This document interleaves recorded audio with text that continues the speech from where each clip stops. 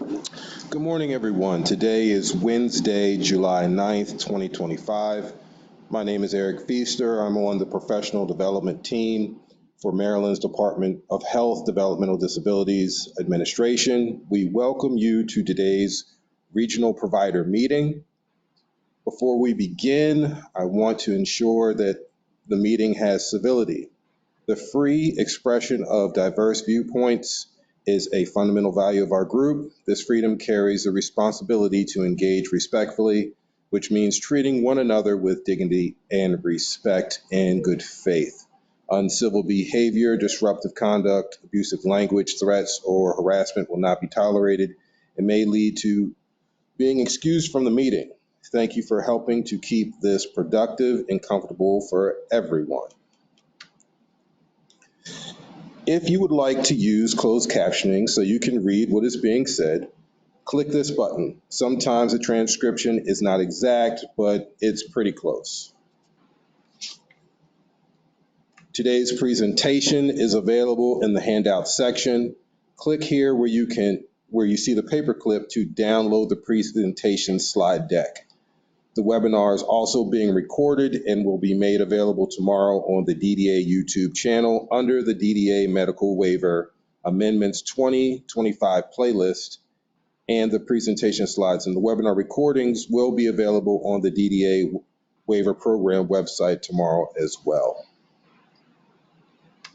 All attendees are currently in listen-only mode, and your mics and cameras have been turned off. If you have a question you would like us to read and answer, click here where you can see the question mark to add your question. And now I'd like to turn the mic over to our Deputy Director of the Central Region, Mr. Travis Nichols. Travis, how you doing this morning? I'm doing well, Eric. Thank you. Good morning, everybody. Welcome to the Central Maryland Regional Office quarterly provider meeting update. We have a shorter agenda, but it's still going to take up the full amount of time. So we have some guests that are going to start us off today. We have Liberty Healthcare with some updates. We have the ICI Employment Initiatives presentation. Then we'll followed by statewide provider services updates, and then we will end with the Central Maryland Regional Office updates and the Q&A. Next slide. All right, here is Christina Dixon from Liberty Healthcare. Good morning, Central Region. Thank you all for having us on again this quarter to be able to share an update on person-centered excellence activities with you. Next slide, please. So today I know you all are familiar with this visual. Today we're going to start with some data and resources that are related to system quality and participant outcomes. And that data comes from the network accreditation process from the Council on Quality and Leadership, or you might know them as CQL. Those basic assurance reviews that we come on site with you all as providers, as well as personal outcome measure interviews that you've helped us to coordinate with people that you support. And this next slide is going to tell us a little bit about to what degree are systems and practices in place that support person-centered excellence. Next slide, please. So often we aim to help people build relationships and achieve greater levels of community integration, right? Like it's one of the overarching goals of the supports that we provide. And so one of the questions that we've been diving into a little bit with the data is, can volunteers help with this? So the slide here shows data collected nationally through the personal outcome measure interviews. And it does show a relationship between natural support networks and quality of life outcomes. But we know it's not always easy to help people grow their own networks. And so a little bit of information from Maryland.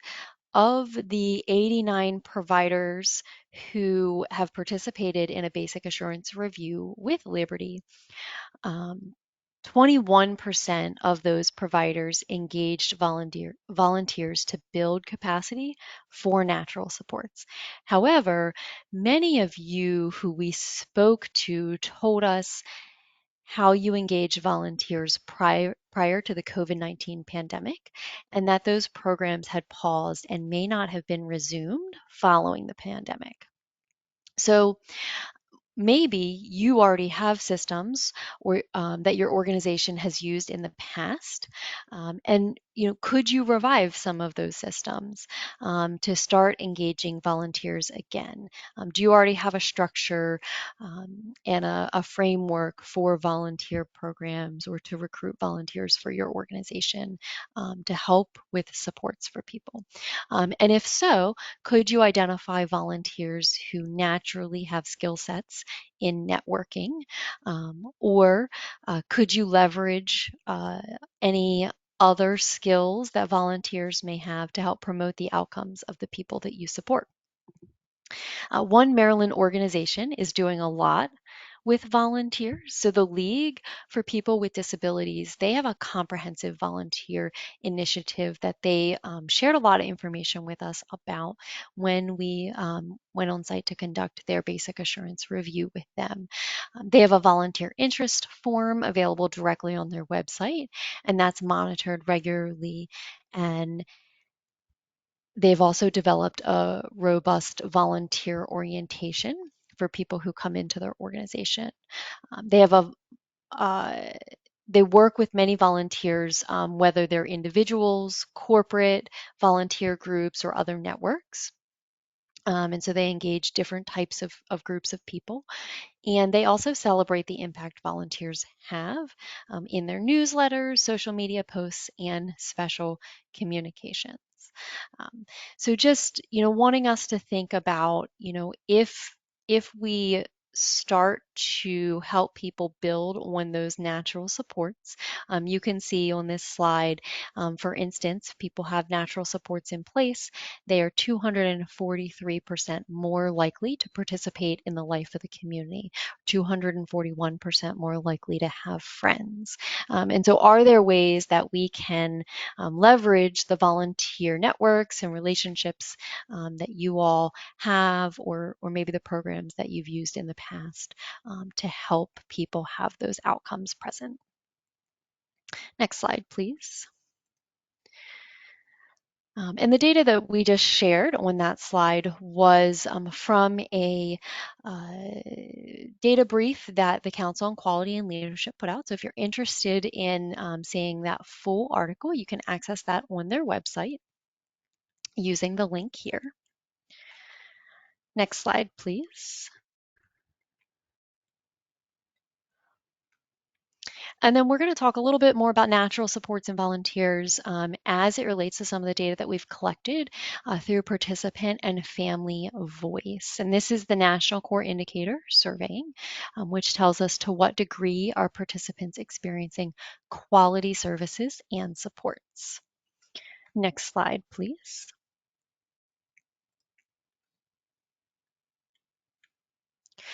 So when we talked to participants receiving services through the National Core Indicators survey, of 320 people, 60% of those people responded that they want help to keep in contact with friends. In a past presentation, I know we spotlighted Gallagher's Natural Supports Identifier form.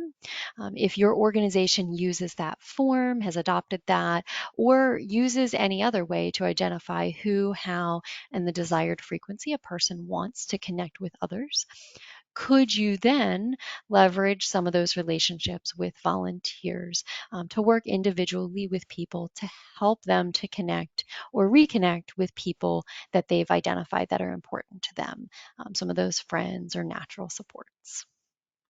Or are there volunteers that have skill sets to help find alternative ways to connect with connect people with those who are important to them when someone can't see them in person. One aspect we loved about the League's volunteer interest form on their website is that it helps to identify skill sets and interests a volunteer applicant had so they can match them with tasks or people they'll be most impactful volunteering with. And I know I mentioned Gallagher's Natural Support Identifier form as a resource for planning. They have given us permission to share that resource. So if you didn't get a copy of that from one of our previous presentations, you're welcome to send me an email.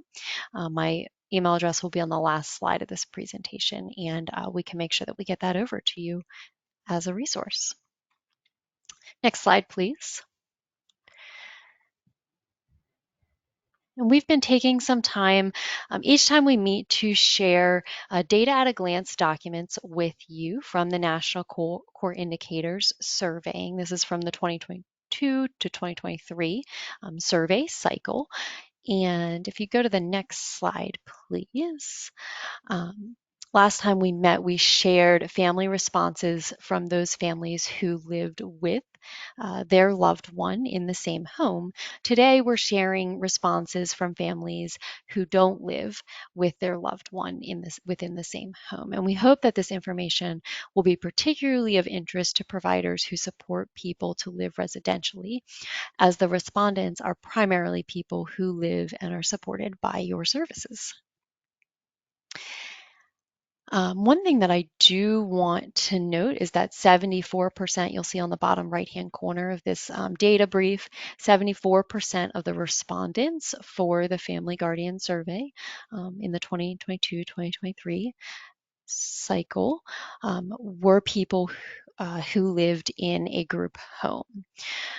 And so this data at a glance document can be used to share survey responses with those interested within your organization, families, other stakeholders. And then there's also a full, more detailed report available using the link on this slide, where you can access additional information if you would like to know more. Next slide, please. And why is it important for people to participate and what happens with the information? National Core Indicators reports and data help to achieve various goals in Maryland. So including, we want to enhance practice, influence public policy, inform strategic planning, and contribute to scientific literature. So all of those things are goals and how the data is used when people participate. One of the things on this page of the data at a glance that I'd like to highlight in the top left-hand corner, the box where it says family satisfaction. 89% of families who responded to this survey said services and supports do help their family member to live a good life. And that's a real testament to the work that you and your teams are doing.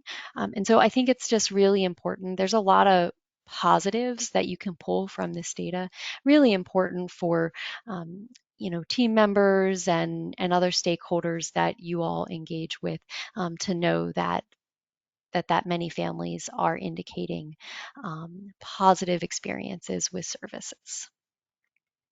Next slide, please. And on the next few slides, we do have some additional National Core Indicators data that we are going to look at how do living arrangements shape services and family perspective. So most of you know that we conduct 2 family surveys, one for participants who live with their family within the same home, and another for participants who live outside of the family home. And so the data that you'll see on the next few slides are a comparison of responses from those 2 surveys. Next slide, please. So this slide shows us how living arrangements shape the services that people receive. And this may be what you would expect. People who live outside of a family home, like in a group home or in their own home or apartment, are more likely to need day and/or employment supports. They're more likely to need access to transportation supports and more likely to need mental health or behavioral care. And they're less likely to self-direct their supports. Next slide, please. So it's 17% more likely for people living residentially to have a mood or psychiatric diagnosis. And this signifies the importance of provider competencies in quality medical communication and behavior systems and practices. Really having solid policies, training, procedures within your organization around these areas so that staff are able to support people since there is a larger population with those characteristics that you all are supporting. Next slide, please. So families whose loved one lives residentially indicate less satisfaction with staff turnover. So 55% living residentially compared to 45% satisfaction when somebody lives in the family home. And potential factors for this are that families are more involved and support staff retention, or that families who do not live with their loved one are not always aware of when staff change. But more research would be needed to determine exact causes for that. Next slide, please.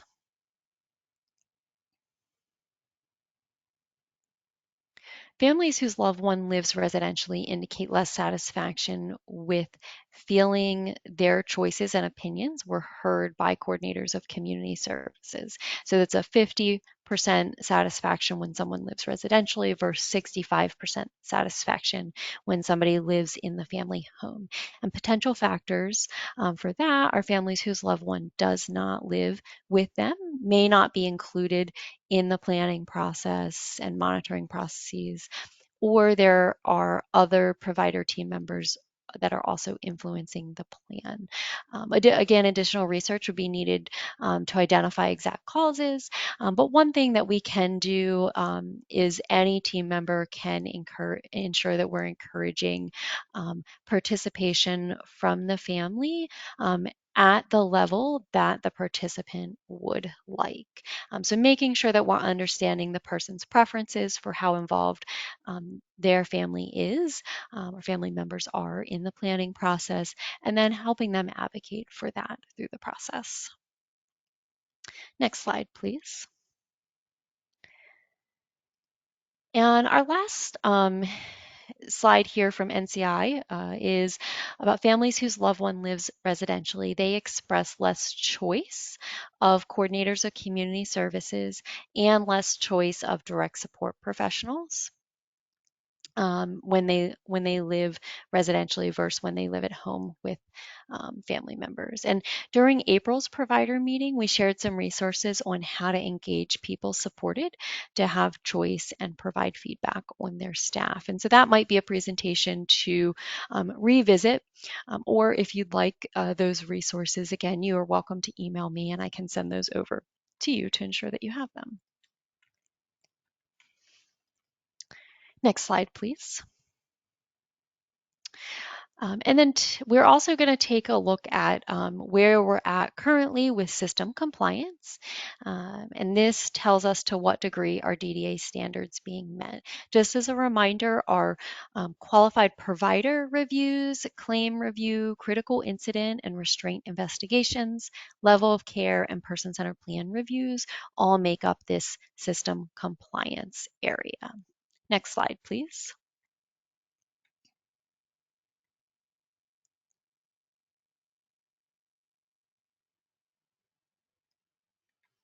So here are the areas to highlight in Maryland.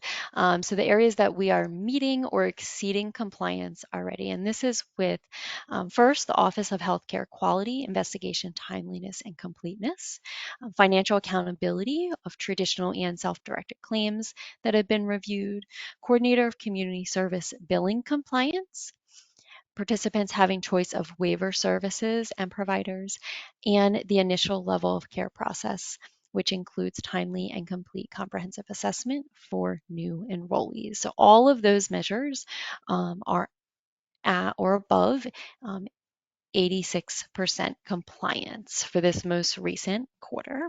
And that data is, I should mention, July through September 2024. Next slide, please. And then this shows us our emerging compliance areas. So any measure that is between 75 to 85% for July through September 2024 data. Agencies submitting the agency investigated report in the required time frame. Staff meeting, training, and qualifications for the date of service of the claim that was reviewed. Redetermination of level of care completed timely for current waiver participants. Participants' personal goals being addressed in their service plan and their individually addressed needs being addressed in their service plan. Initial level of care determinations completed prior to starting waiver services, and participant service plans where the services were delivered in the type, scope, amount, duration, and frequency. So all of those measures are somewhere between 75 and 85% compliance. Next slide, please. And then the measures that we're seeing that are falling currently below compliance are participant annual service plan timeliness, coordinator of community services monitoring of participant progress towards outcomes, annual health risk screening tool timeliness and completeness, agency investigative reports indicating that team meetings were held within 5 days of a restraint incident happening, coordinator of community services monitoring visit timeliness and completeness, and also providers submitting all licensing and certification documentation timely and completely. And so that was just our update on the waiver assurances from that most recent quarter, July through September 2024. Next slide, please. And then we also wanted to give you a few updates. So especially regarding the self-directed service review. So in August, we've added updates to that review, and those updates will reflect claims that start in January 2025. And the reviews conducted will have the following requirements to ensure compliance with program requirements. So service note documentation. We'll also be looking for documentation for employer-related costs, looking to verify training records, using the updated requirements in the self-directed policy and manual guidance. We will be issuing corrective action plans as applicable and conducting participant interviews to get more information about things that may be unmet related to qualifications, training, and service documentation. Next slide, please. And then one more update for you all today. We have updated our quarterly review timeline.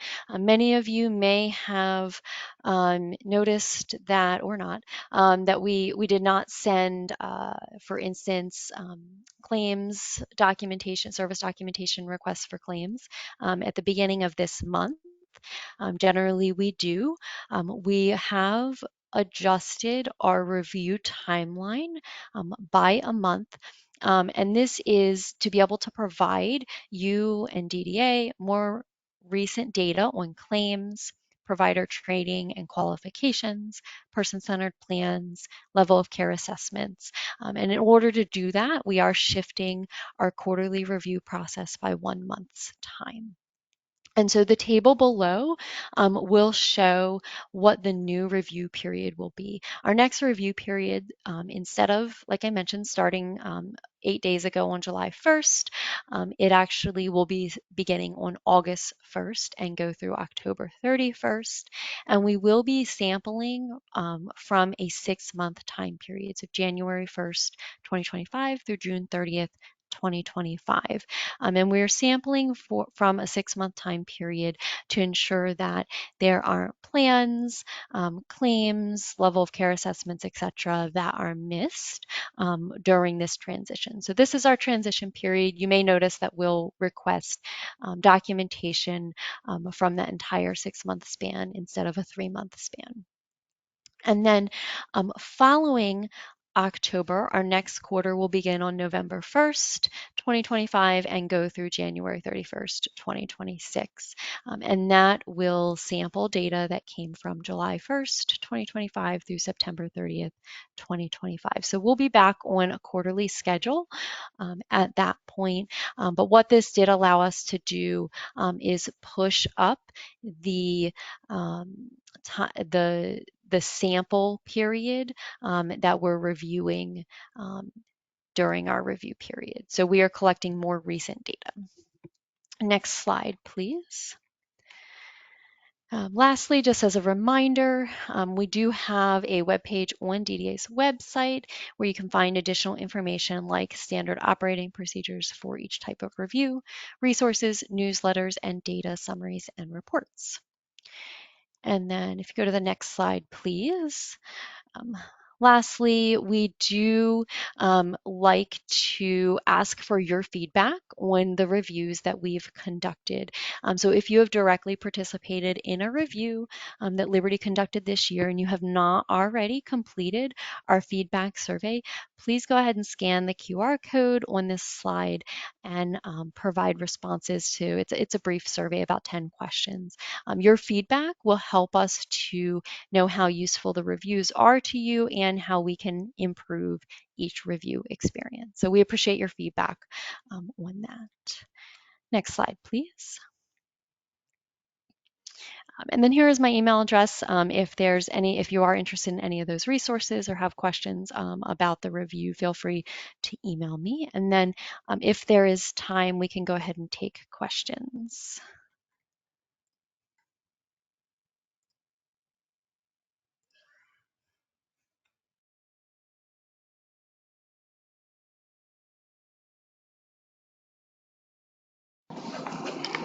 So there are not any questions in the question box at this time.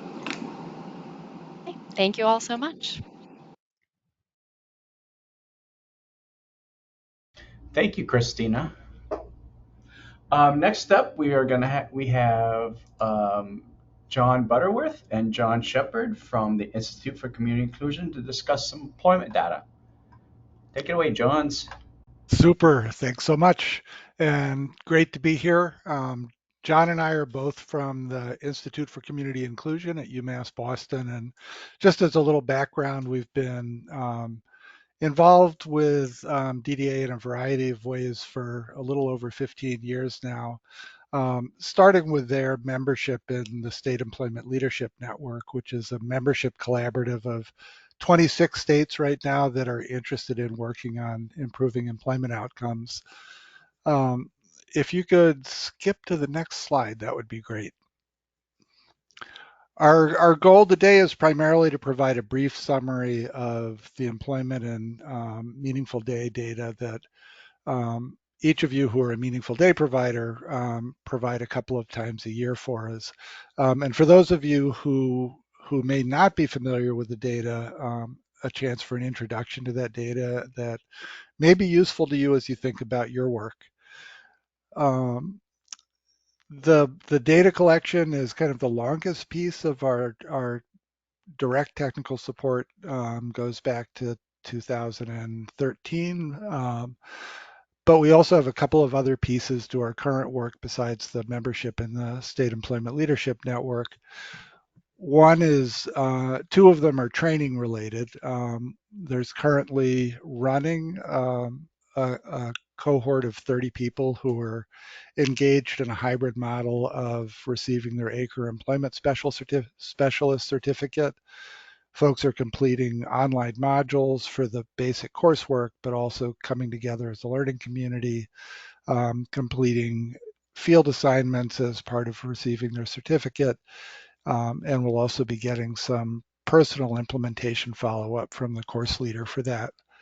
And we're currently recruiting and enrolling people to participate in a course that's geared towards coordinators of community services, focusing on helping them have a meaningful employment conversation and also support management of employment services for folks. And finally, we're working with about 12 organizations on specific topics that they've requested, ranging from kind of business model development to more kind of nuts and bolts on the ground delivery of both employment and community life engagement outcomes. There will be new cohorts of the ACRE certificate training in the fall and then again in the winter, and we'll be reaching out about that as space is available. Similarly, the technical assistance, you can reach out if you have interest, but I expect that later in the year we'll be looking at doing some more formal outreach for people who might be interested in that option. So at this point, I'm going to pass it off to John Shepard to actually introduce the data. And I just want to point out, I'll try and highlight this again at the end, but if you go to the DDA Employment First page on their website, there's a link to a website that allows you to browse the data at a state level, at a regional level, and also at a community provider level. So you can go a whole lot deeper on your own if you'd like to explore it. So, John, I'll pass it to you. Thanks. I think we can go to the next slide.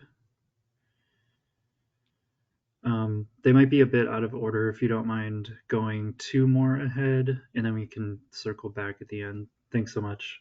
Yeah. So hi everyone, my name is John Shepard. I'm a research associate at ICI. Been supporting the DDA as the main contact in helping with collect data for the employment outcomes and meaningful day information system for about 10 years now.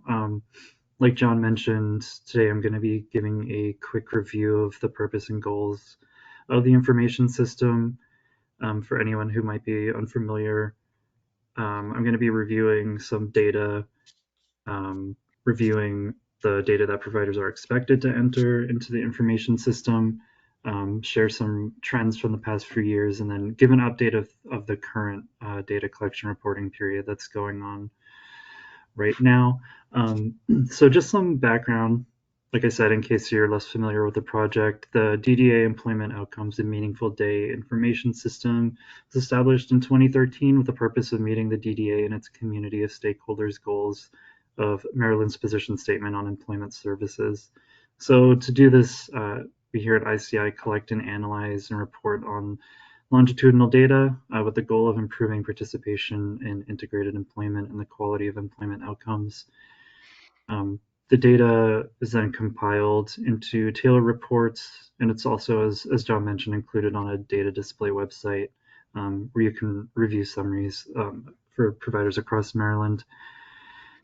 So the data collection ensures that the DDA is accurate and up-to-date information on employment and day service trends, and ensures that families and individuals can make informed choices about services. You can go to the next slide. So the project requires that every Maryland provider enter data for each person who receives DDA-funded Meaningful Day services, and data for all these individuals is entered twice a year, so once in May in the spring and once in the fall in October.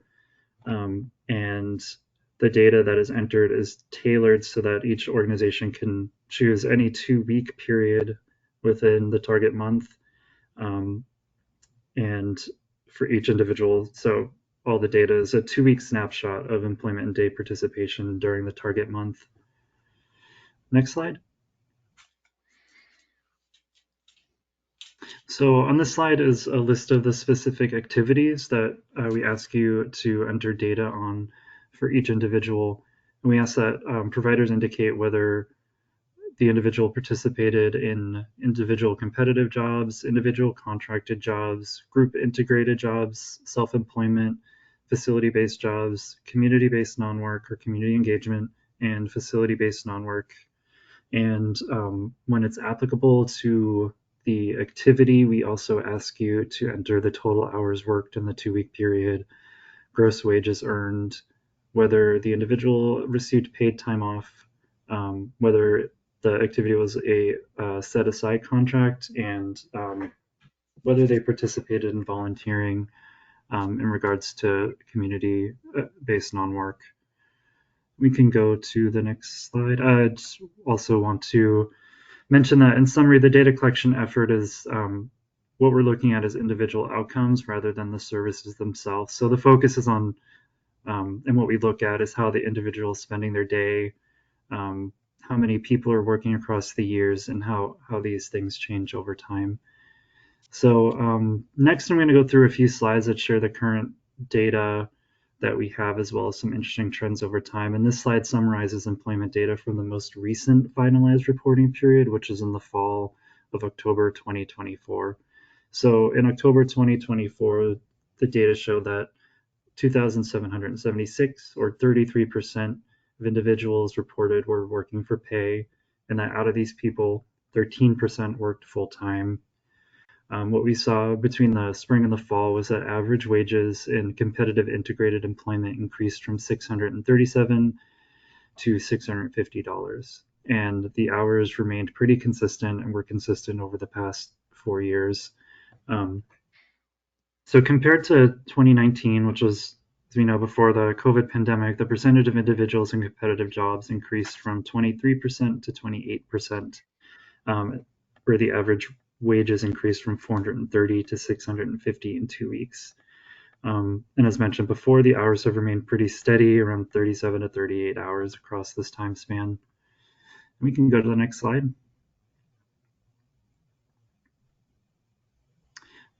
It's pretty similar to the last slide, but here we're looking at non-work activities for last October. So what we saw was that 4,351, or 52% of individuals reported participated in community-based activities. Saw that about 17% engaged in volunteering, and 3,651, or 44%, participated in facility-based activities. So since 2019, we've seen a drop, as you can see in the table, in the total number of individuals reported in community-based activities, but a higher percentage of the total amount reported were participating. The average hours increased from 23 to 28, and the number engaged in volunteering decreased from 23% to 17%. Next slide. So this next figure seems to be missing some components that would kind of point out what those trend lines are. But in summary, can walk you through it. It's showing trends in participation across time from 2019 to 2024 in individual competitive jobs, individual contracted, group jobs, and community engagement. So basically what this is showing is that between 2019 and 2024, the percentage of individuals in competitive jobs, as I mentioned, rose from 23 to 28%. And you can see from the slide where it dipped in 2020, there was a strong rebounding growth following that dip. Similarly, the top purple line, community engagement, saw the most notable increase, climbing from 46% in 2019 to 52% in 2024, despite that similar decline in 2020. And on the bottom there, those two lines are group integrated and individual contracted jobs, which remain steady throughout this time period. We can go to the next slide. So similarly, this shows trends from 2019 to 2024 in work and non-work activities in terms of hours spent in these activities. And during this period, average work hours per week in community engagement rose from 23 to 28, while average hours in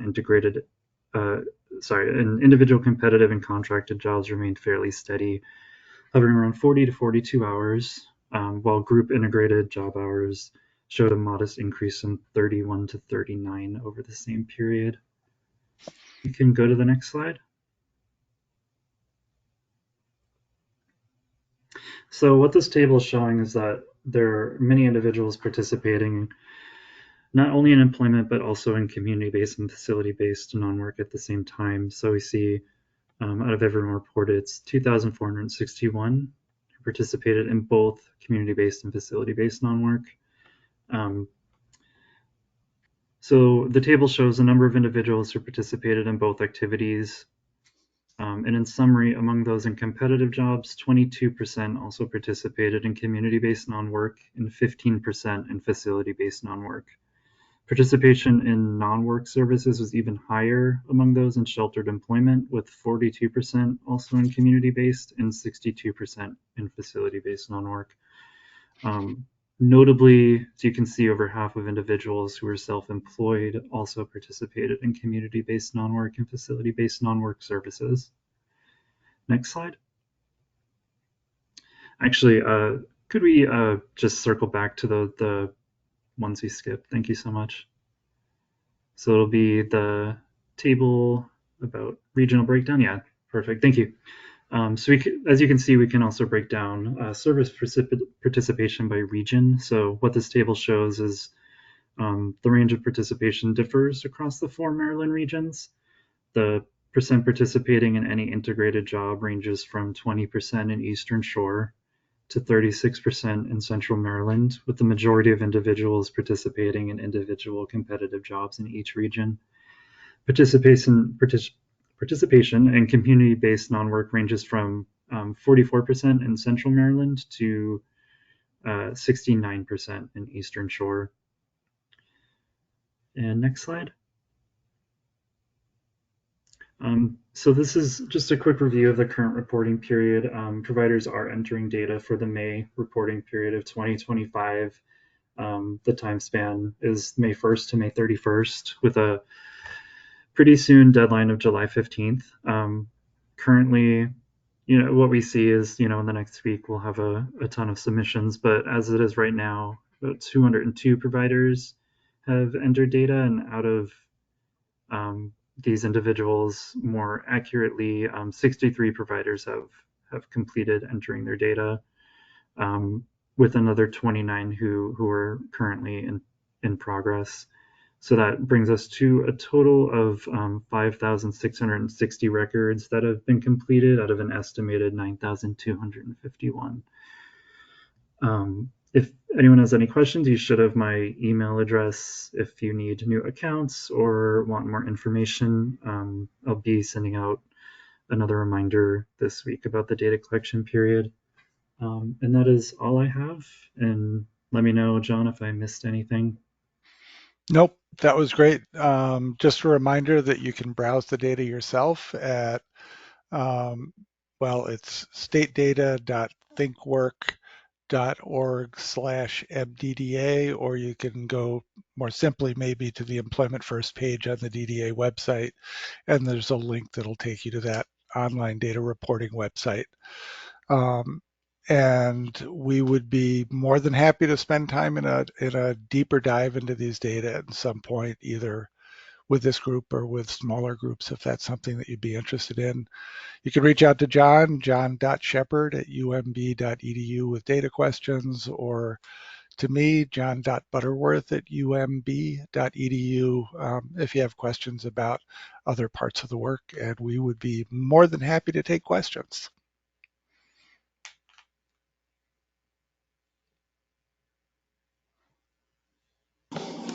At this time, there are not any questions in the question section. Okay, well, thank you so much.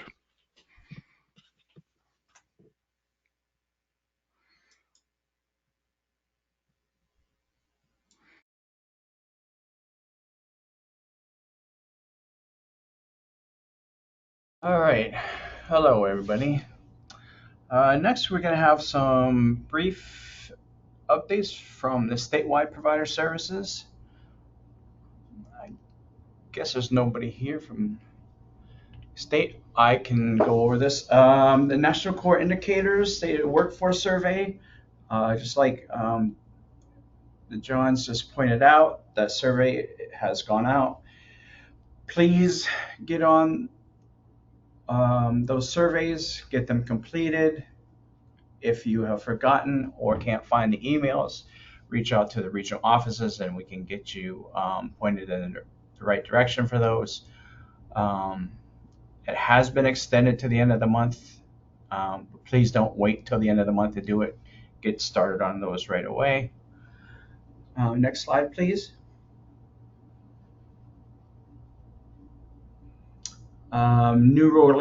New relocation process per COMAR 10220205A. The Disabilities Administration must be notified of any site opening, closing, and relocations at least 30 days prior to making the change. I know sometimes providers may only find out because of some kind of a weather-related thing, but please don't wait on it. Let us know as soon as you can. Effective August 1st, 2025, DDA is implementing a new process to notify the regional office of any relocations, whether they're planned or emergencies. So please review the new guidance and ensure that you submit the relocation and any applicable updates via the participant relocation form. Effective immediately, DDA will not be permitting providers to use Airbnbs for relocating people receiving services for any purpose. We just don't have any control over Airbnbs. So anything could be going on there. This information can also be found on our provider resources page on the DDA website. Next slide, please. Staff training, friendly reminder. On May 8, 2025, we informed providers that the requirement for the following employment service trainings has been paused.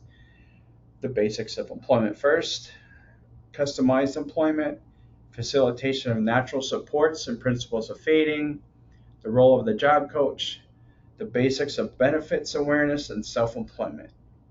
We want to clarify that all other required trainings remain in effect and should continue as outlined in our training matrix. There is a link there. Next slide, please. Woohoo! Central Maryland Regional Office updates. Okay. Next slide.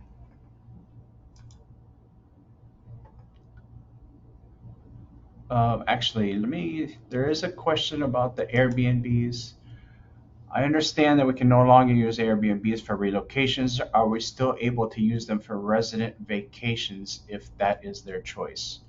I believe that for vacations that would be okay, but I will have to double check and get back to you on that one.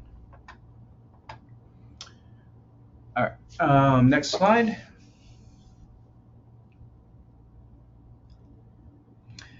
All right. Waiver and eligibility. We are still receiving a lot of concerns that providers cannot bill, they haven't been paid, or they can't accept services for someone. When we look into these situations, many of them are due to waiver and eligibility issues. I'm seeing this. I see these come through every day.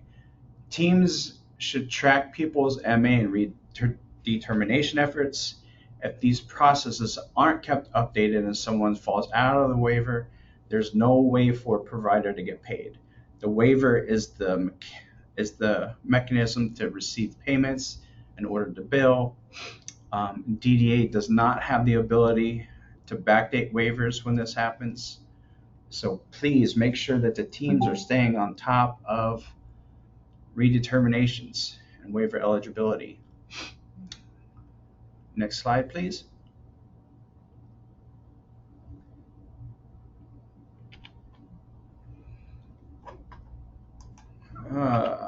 For Central Region Provider Services, we currently have 238 licensed and or certified providers in our region. Since January of 2025, we've reviewed 151 new provider applications.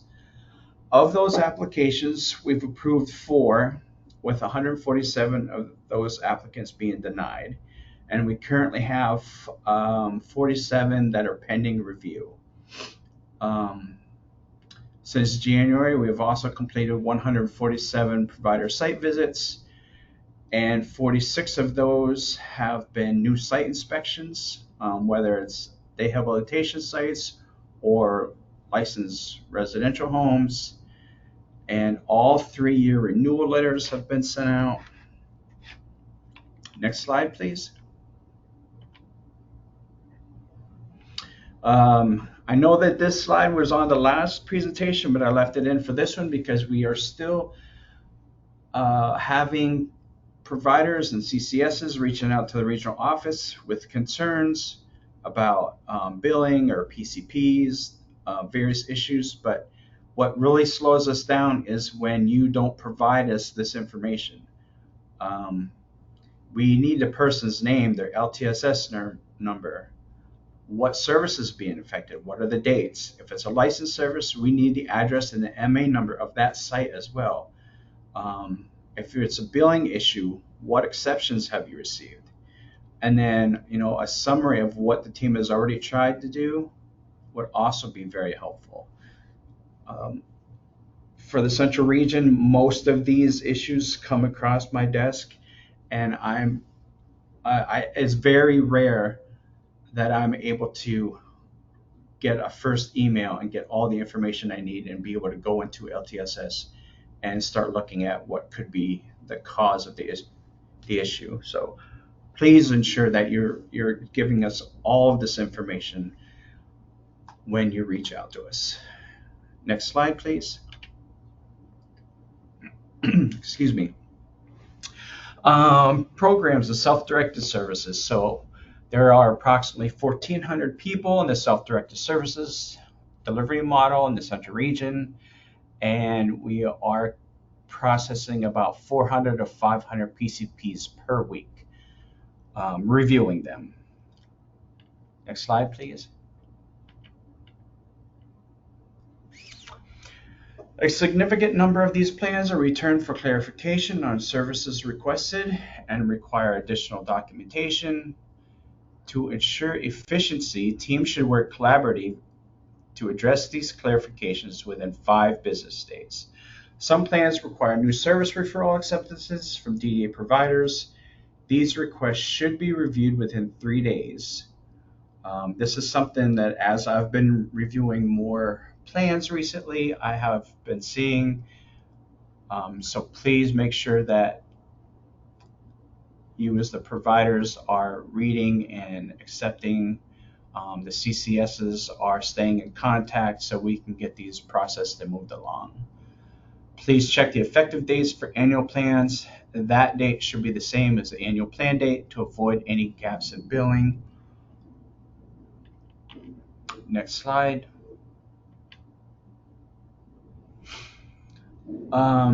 No services, whether it's new or a change, an increase, a decrease, no services should be started prior to a PCP authorization.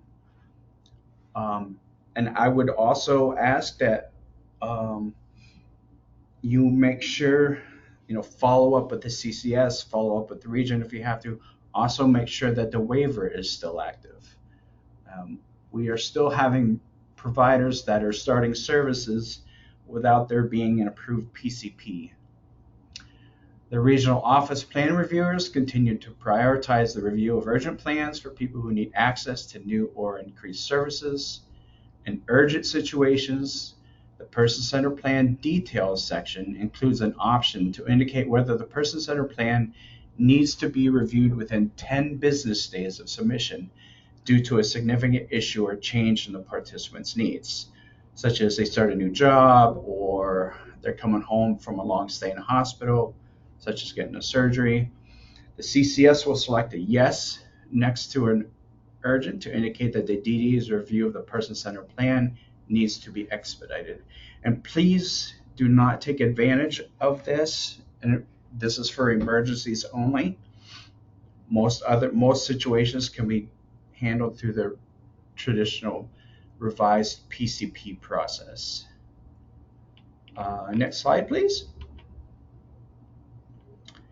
Here is a slide with different resources. Again, this will be uploaded to our website, so you'll be able to access these links then. Let me see. I see somebody raised their hand. If you could just type in a comment section. Next slide, please. CCS updates. Please don't hold up documentation that is being requested by the CCSs. That holds up the whole PCP process. There are most often there are many providers. There are more than one provider involved in a person's life. So if you're holding up documentation, that's holding up the CCS, which is also holding up any other providers that might be involved in that person's life. Also, if there are any changes within your agency, please update the CCSs on what those changes are. So this will help facilitate smoother communications for PCP meetings and other documentation requests. Next slide, please. Excuse me. I am going to turn the next few slides over to Marty. Good morning, everybody. I'm going to go over a couple of things from nursing. Just as a reminder, vaccines are considered preventative care. Keep in mind, pneumonia, flu, COVID, RSV, measles, tetanus. There are guidelines from the CDC on when to obtain, the frequency, age limits. We want to try to prevent as many illnesses and poor outcomes as possible. And one of the ways that we can do that is to utilize vaccinations when they are appropriate. So that has to be reviewed with the primary care, the PCPs, and or other physicians to see if a person is eligible for vaccine. So we encourage you to do that. With the heat, all of us have experienced the heat that's occurring. Please be aware, folks can dehydrate pretty quickly. That's for all of us, but especially for those folks that are unable to obtain their own drinks. We should be offering fluids pretty frequently. For folks that are outside in the sun, make sure that they're getting breaks, using sunscreens, have access to air conditioning as needed. Check your ACs. They start to work in overtime. In the heat, we need to make sure that they're working. Consider that some folks, again, are unable to remove articles of clothing if they need to, if they're hot, or blankets. And some people have a physiologic inability to maintain an appropriate body temperature, and we need to be aware. Make sure that you're discussing with the nurses that are out there if somebody needs to have additional fluids or needs an extra eye maybe on what's happening for their body temperatures. For the last quarter, the Fatal Five, as we know, the Fatal Five is related to bowel, sepsis, infection, aspiration, choking, seizures, dehydration, and GERD. For our Fatal Five, 60% of the incident reports that we had come in last quarter were related to the Fatal Five, and 40% of the deaths were related to the Fatal Five. The DDA has obtained and funds the HRST in the HRST system, a Fatal Five training that all DSPs and nurses have access to take. We strongly encourage that folks take advantage of this training while it exists. If you would like to have access for your DSPs, the gatekeeper simply fills out the spreadsheet with the DSP's name and email address and sends that to HRST. For the numbers for the fatal fives, infection, we had 132 incidents, aspiration choking 38, seizures 36, dehydration 13. For some reason, I don't have bowel on that slide, and that is 41. And this is for last quarter. All items have increased in percentage from last quarter. So we need to really pay attention to that fatal five and to the risks for folks in our services. Next slide, please.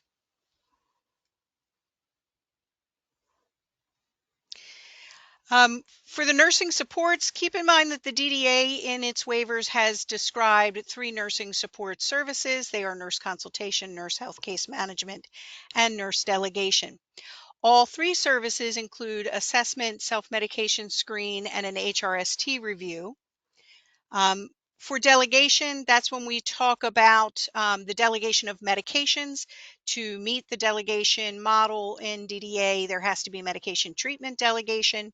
That includes a nursing care plan. Staff are trained and supervised by the nurse on those health issues and concerns identified in the nursing care plan. Folks that are receiving delegation of medications have to be CMT, or the DSPs have to be certified med techs, and that is a prescribed course for DDA. Consultation is available primarily in self-direction. It does not include nursing care plans. Please be aware of that. In nurse consultation, which is in self-direction, there is no nursing care plan because the person is not, when the person is the employer of record, because the person is supervising and training the staff. There is no delegation of medications or other health care. If some guidance is needed by the individual, then the nurse can assist in developing health protocols, but these are not nursing care plans. In self-direction, the person accesses care as would anybody else, and would not have an on-call nurse or the nurse that from the DDA service that would be supervising and directing and training the DSPs. That would be under the individual. There is no, and this is a big one, there is no nursing support service available simply for HRST review in the waiver. Anybody who requires an HRST review because of a level 3 or higher requires a nursing support service. That would either be delegation if medications and treatments are being given by paid caregivers, or health case management if it is a provider-based service and other services besides medications and treatments are being provided, like health monitoring, or the provision of personal care. This would be health case management, and then consultation again is in that self-directed service when the individual is the employer of record and is in charge of that training component. Next slide. This is just a quick view of the top 10 diagnoses from Central Region for the third quarter fiscal year 25. Please note pneumonia and flu are 1 and 2. Again, pneumonia has a vaccine and flu has a vaccine. UTIs, we see a lot of urinary tract infections.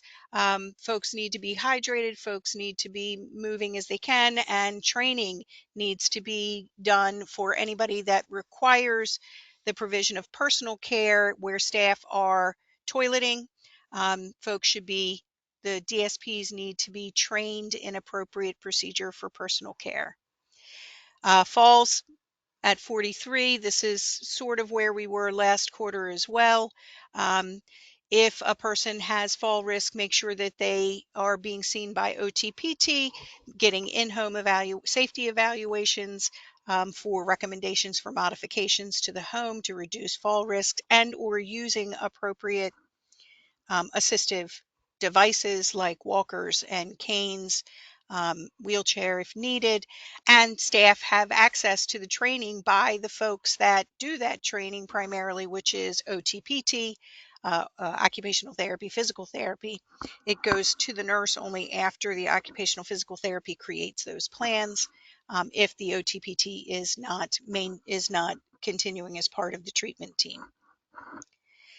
So that's kind of just a quick look of our incidents. And I think that's all for nursing. Next slide. All right. Actually, the next handful of slides are just repeats of the ones I covered earlier. Just again, um, August 1st, new process for notifying the regional office of any relocations planned or emergencies. Um, we will not be using Airbnbs. I did ask while Marty was presenting about Airbnbs for vacations, and right now we don't have an answer on that. So whenever one becomes available to us, we will let everyone know.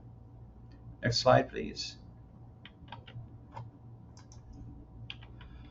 Um, there is a new process that will standardize reporting and tracking across regions via Google Forms. This process will improve DDA and OHCQ's access to information to ensure people's health and safety, prevent service interruptions, confirm consent, and ensure that people's whereabouts are known. Thank you to those agencies that consistently notify the CMO of temporary service relocations. Um, it's been a kind of a hot summer these last couple of weeks, I guess. So a lot of AC units seem to be going out, but there are a handful of providers that have been doing a very good job at notifying the regional office when they need to relocate people. So we really appreciate that. Next slide, please. From July 1st to June of 2024 until June 25th of 25, the CMRO received 2,718 incident reports. In the third quarter of the fiscal year 2025, we conducted a 10% random sampling of all abuse and neglect and death reportable incidents and found that in 100% of those cases, providers took the necessary steps to safeguard those at risk and those directly affected by the incidents. So again, thank you. I applaud you, providers, for reporting on time, keeping the people that you support safe. Next slide, please. All right. Here's just I'm not going to read every single one of these, but if you can see from each quarter the number of hospital admissions we've had, abuse, it looks like various types of abuse seems to have gone down in the last couple of quarters. So let's keep seeing that number go down. Injuries, deaths, psychiatric hospital admissions. Looks like in the last quarter they've gone way up. So let's make sure that people are getting the behavioral needs met. Not too many medication errors. So let's try to get that to 0. All right, next slide, please. All right, fiscal updates. We've talked about, I know that I've talked about this one since we started transitioning to LTSS a couple of years ago for billing. Please make sure that your pay to address and your agency name and ePrep match the W-9 forms that you provided to the state office of the comptroller. Make sure they match exactly. Failing to do so will result in future payments being stopped because addresses mismatch between the systems. We're talking about computer systems here. So one system has to talk to another system. If you write road, R-O-A-D, in one system, but then you put RD in another system, those two systems don't read that as being the same thing. Please make sure that those names and addresses are exactly the same in those two systems. So we're talking about ePrep and the W-9s. Next slide, please. Ta-da! Do we have any questions?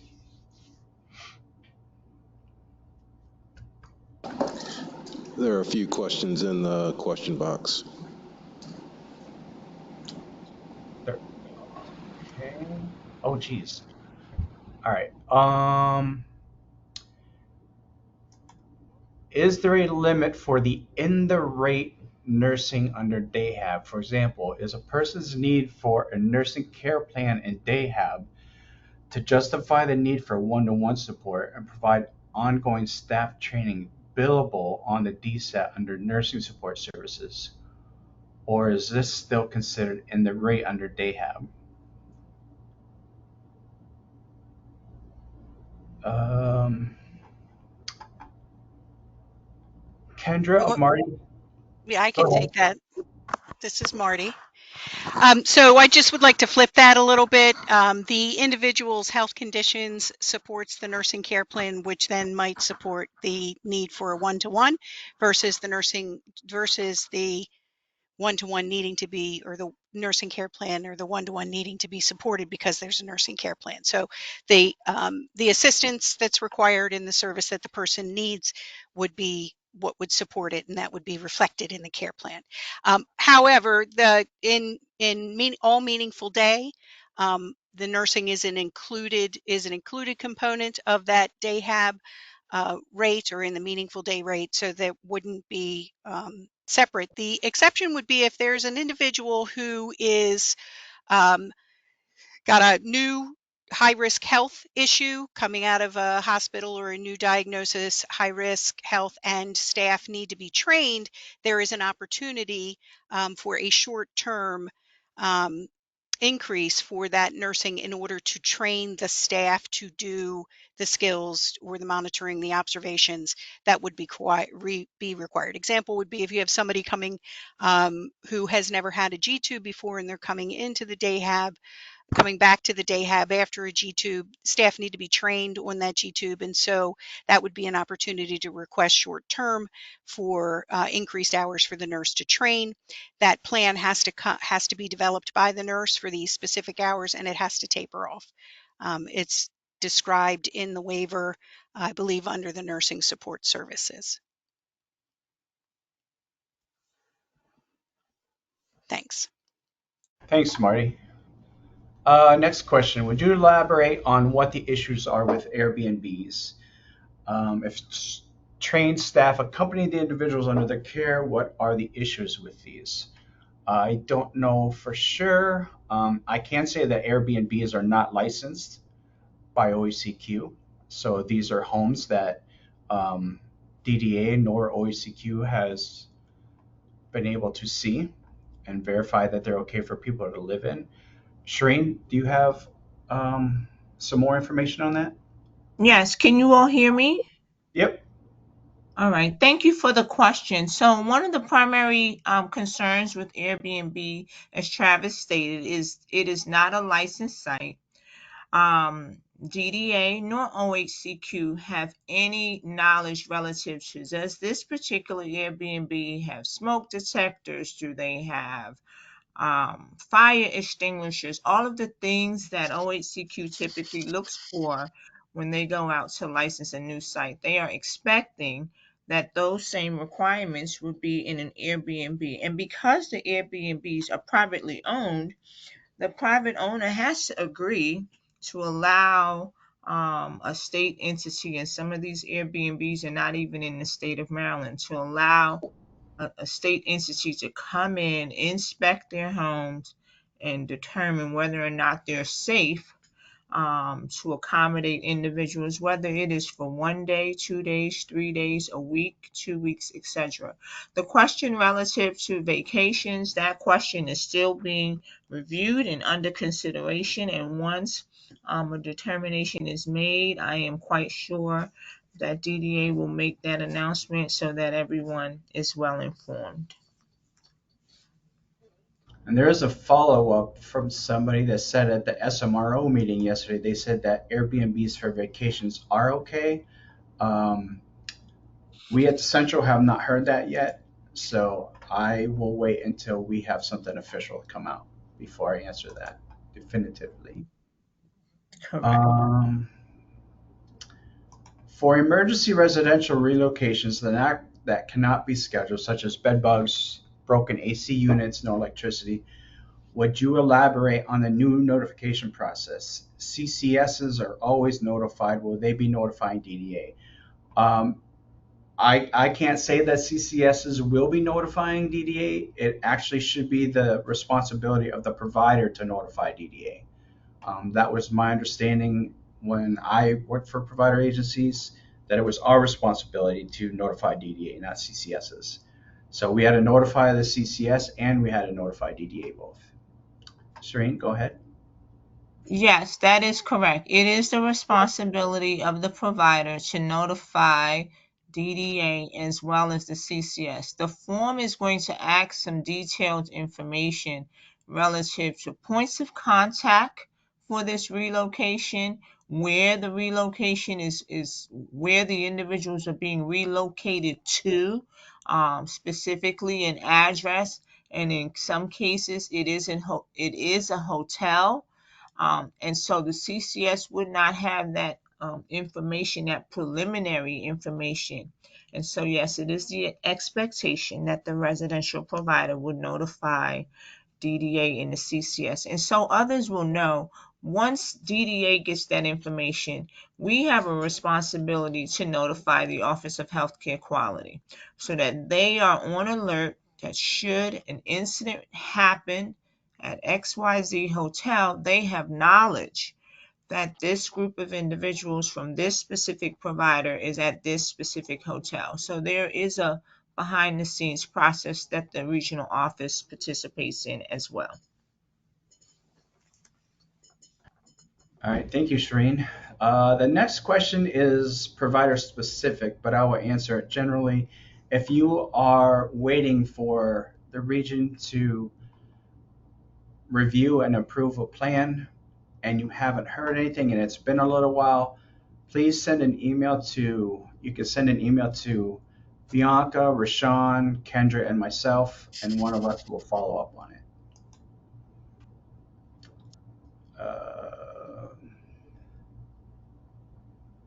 Regarding PCP clarifications, we received an uptick in DDA reviewers requesting a separate provider cert or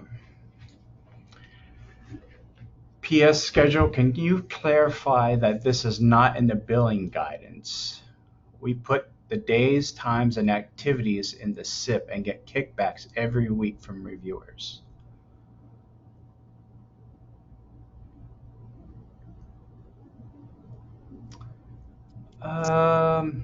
Kendra, do you maybe know what they're asking? I'm not aware of the reviewers sending PCPs back in reference to the SIP identifying activities already. I am aware that sometimes PCPs will be sent back in clarification if providers are utilizing the SIP and they're identifying the schedule, if they have various services to where those services may overlap. But I will speak to the reviewers. As long as the activities are included within the SIP and are within alignment of the waiver, they should not be sending the PCP back in clarification. Cool, thank you.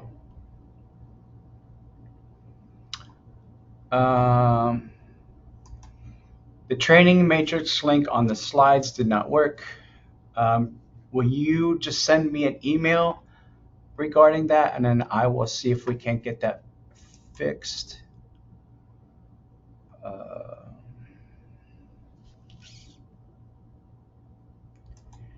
Redeterminations are being sent on time, but they aren't being processed by EDD. Will eligibility be backdated in those situations? If everything has been turned in on time, EDD is supposed to be putting the correct dates on there. I do want to say though that with the amount of stuff that's coming across my desk, they're everywhere. I just looked at one this morning that nothing was turned in. So I mean, some of them are being done and completed on time as they should be, and some aren't. So, but if everything is being turned in on time the way it's supposed to, and EDD receives all the information they need, they should be putting the correct dates on those. And then if they are not, then let the region know, and we can try to let EDD know so they can go in and fix it.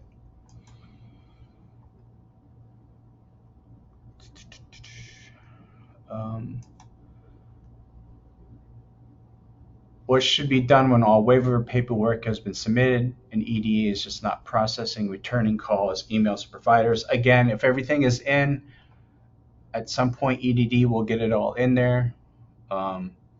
Just keep reaching out to the regional offices like everybody has been, and we'll keep doing our part with EDD as well.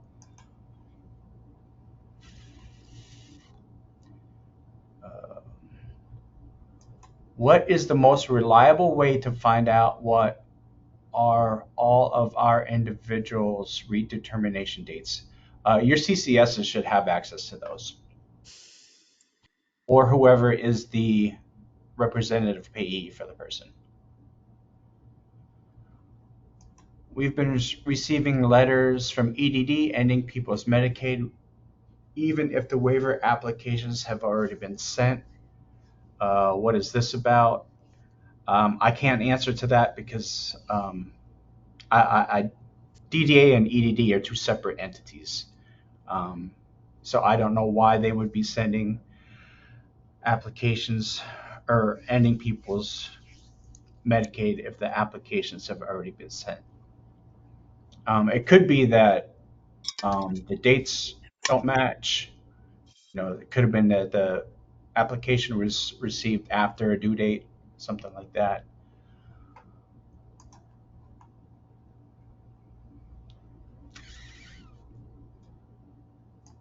What are you all doing to help with EDD issues? I know that there are meetings with EDD. I'm not personally involved in those meetings, so I can't really answer. I don't know what the schedule is, but I do know that there are regular meetings with EDD. Just keep sending us those emails and those phone calls, and we'll keep doing our part at the regional level.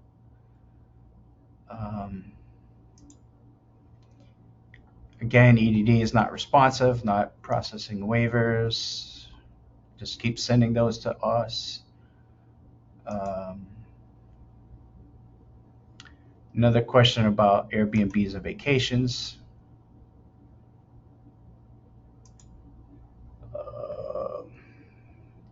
The attached file has only one page. I'm not sure what attached file you're speaking of. All right, it looks like that's all the questions. If there's anything else that anybody wants to ask or needs more clarity on, please send it my way. Oh wait, here's a couple more. Looks like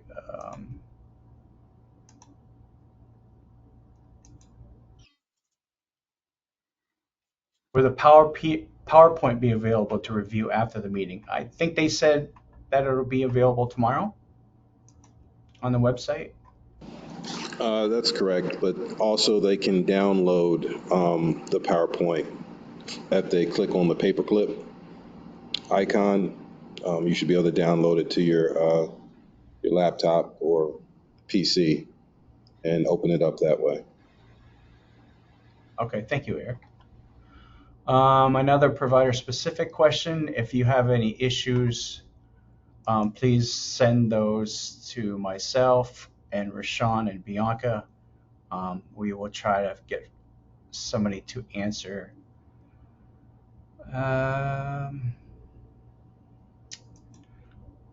Where's the form you're referring to regarding relocations? I don't think it's under forms. Shireen, where was that form going to be again?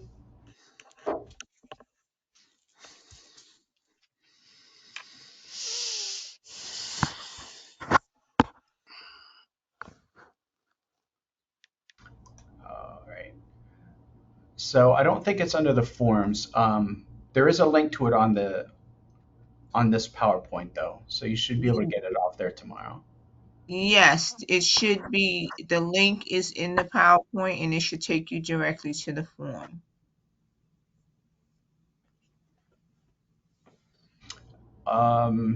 One last question. Can the PCP have a section that lists the EDD waiver expiration date, similar to stating the PCP expiration date?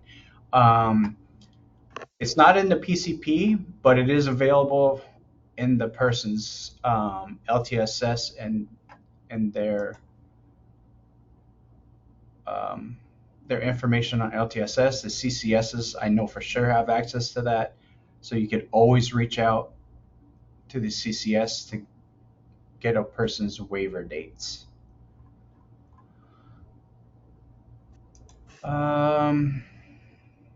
ePrep representative mentioned that DDA typically takes up to 12 weeks to review applications before a Medicaid number can be issued for a new site location.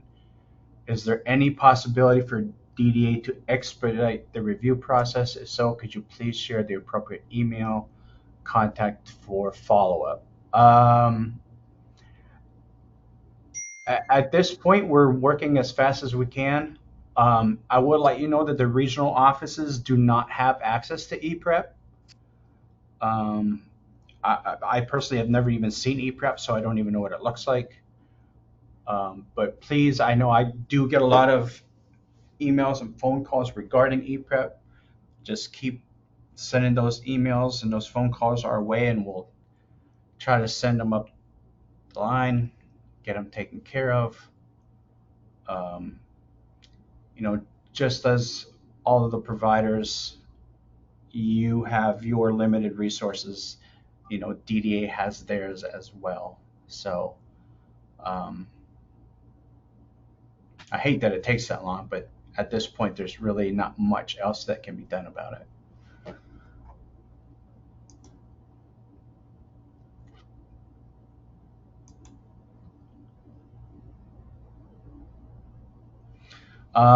Last question. Where can we find an LTSS the accumulated retainer days used for an individual? I don't think that there is a place you can look for that. As a provider, you should be able to run a report to find out what you have billed for and what service you've billed for. And so those retainer days should be showing up in that report.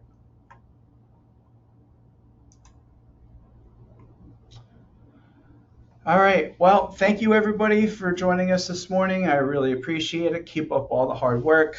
Again, you can send myself, Rashawn, Bianca, any emails with any follow-ups. I will let you know Bianca is off this week, the rest of this week.